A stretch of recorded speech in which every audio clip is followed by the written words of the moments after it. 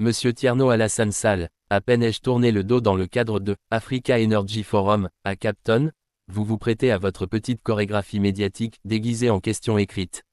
Vous confondez vacarme médiatique et action publique. Le temps est venu de mettre fin au spectacle.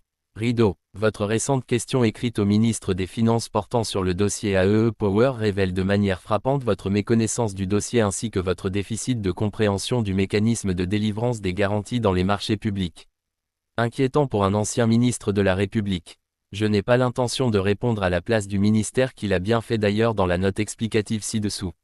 Cependant, je tiens à exposer clairement que votre démarche n'est rien d'autre qu'une manœuvre purement politicienne. Si vous vous souciez véritablement de la gestion de nos finances publiques, pourquoi défendre sans relâche des hommes véreux capables de surfer sur des pratiques de surfacturation et de crimes financiers pour s'enrichir sur le dos des Sénégalais? Pourquoi acceptez-vous que ces hommes vous enjoignent des arguments douteux, comme l'évocation du code CIMA, caduc, démantelé à plusieurs reprises, comme un enfant devant son maître?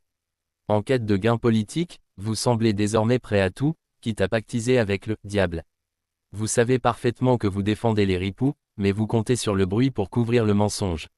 Il ne vous reste désormais qu'à contester la validité des garanties qui, de surcroît, est l'argument d'un camp qui ne cherche qu'à sauver ses propres intérêts au détriment du monde rural, dans une tentative désespérée de freiner un projet d'envergure qui devra électrifier 1740 localités du pays, former de jeunes étudiants en alternance, tout cela suite à une renégociation. Peine perdue, le projet est en cours d'exécution. Pour information, notre objectif d'électrifier 40 localités, dans le cadre du projet AEE Power, d'ici fin juin a été atteint. 42 localités sont déjà électrifiées contre 40 prévues.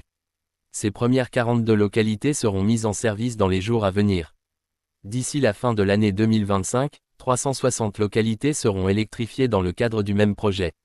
En dépit de vos attaques infondées, de vos questions sans consistance, de votre obsession à dénicher la petite bête, nous avançons.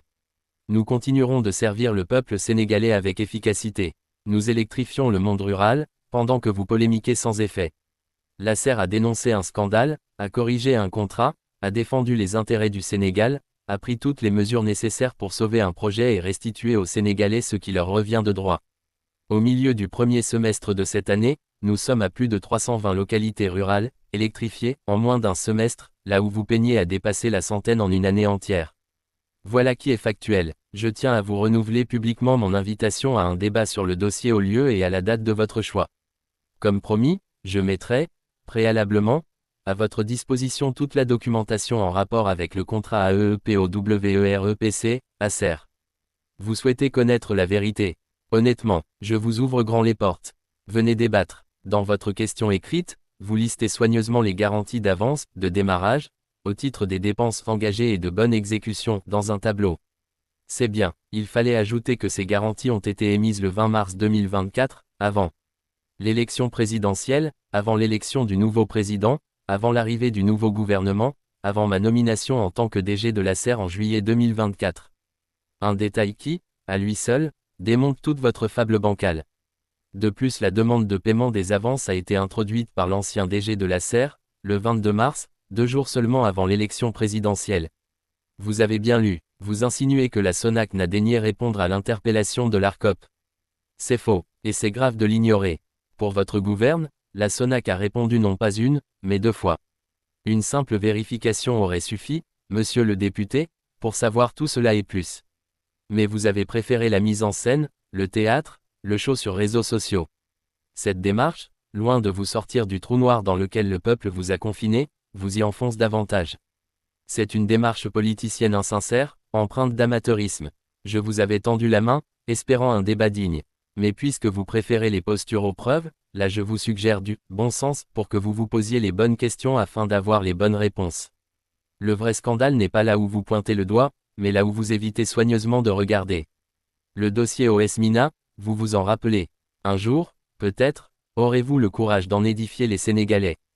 Pour rappel, un contrat de 60 milliards de FCFA censé électrifier 1144 localités en 12 mois. À ce jour, 10 ans après, seulement 368 localités sont électrifiées alors que 45 milliards sont décaissés. Voilà un véritable scandale, et cela, sans même parler des irrégularités dans les décaissements et dans les procédures qui entourent ce marché. À l'époque, c'était vous le ministre de tutelle de l'ASER, donc un acteur de premier plan. Cette responsabilité vous ne pouvez pas vous en débarrasser. Elle vous suivra comme une ombre. Enterrez-la la nuit, au grand jour elle réapparaît. Jean-Michel Séné, directeur général de l'Acer.